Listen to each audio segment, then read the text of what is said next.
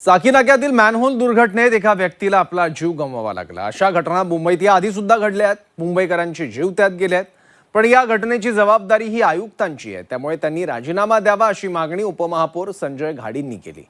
या उलट महापौर भाजप नेते ठाकरेंच्या नेत्यांनी मात्र आयुक्तांची पाठराखण केली। या निमित्तानं महायुतीतल्याच दोन पक्षांमधला विसंवाद देखील उघड झालाय। पाहूयात।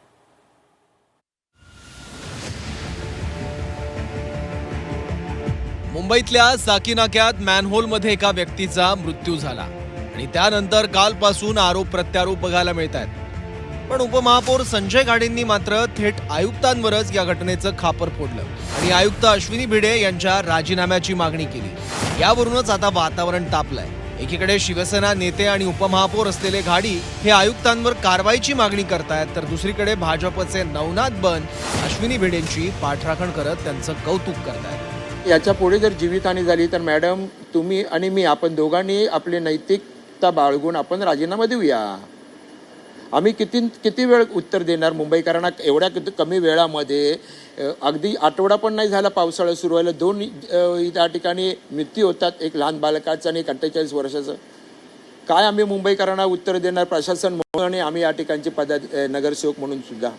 मुंबई महापालिकेच्या आयुक्त अश्विनीजी भिडे अतिशय चांगलं काम करतात। मेट्रो वुमन म्हणून देखील त्यांनी अतिशय चांगलं काम केलं आणि आता देखील मुंबईमध्ये दुर्घटना घडू नयेत यासाठी देखील त्या स्वतः प्रयत्न करतायत।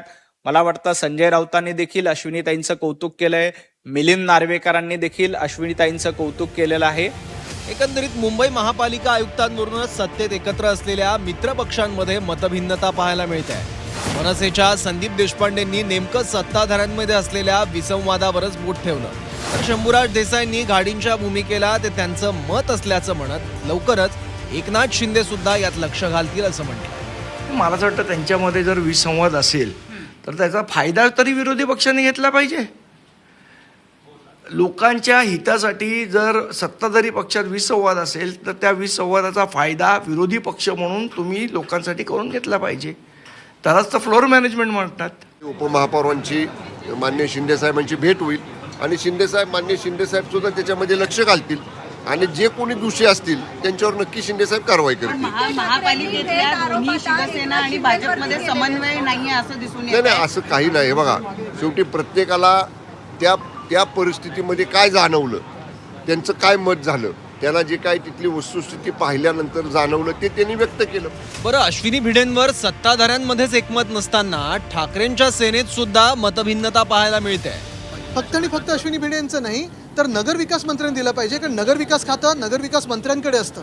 ते पाठबळ त्यांनी त्या महानगरपालिकेला दिलं पाहिजे। महापौर आता बसलेले आहेत, त्यांचा का नाही राजीनामा घ्यायचा? उपमहापौरांचा का नाही राजीनामा घ्यायचा?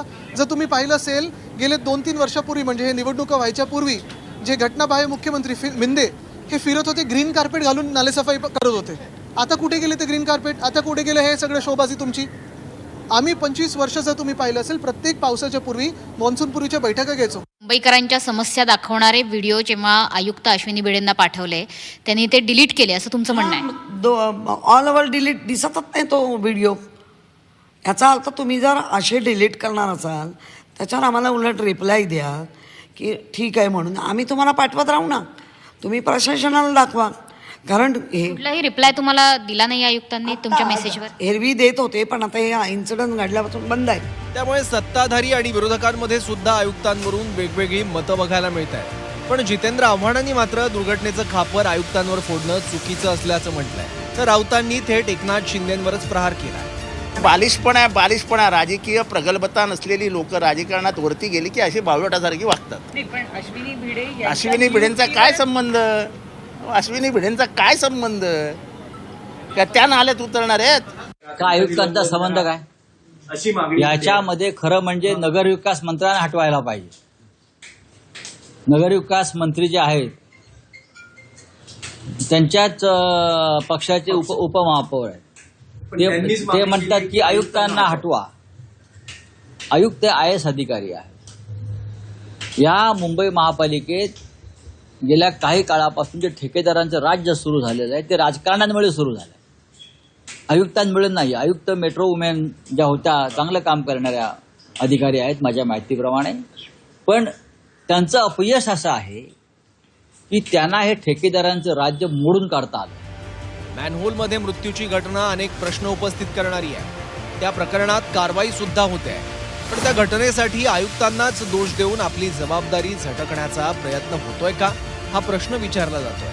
त्यात महापौर आयुक्तांचा दोष नसल्याचं म्हणतात. उपमहापौर मात्र थेट आयुक्तांच्या राजीनाम्याचीच मागणी करत असल्यानं महायुतीतलाच विसंवाद सुद्धा या निमित्ताने पुढे आला.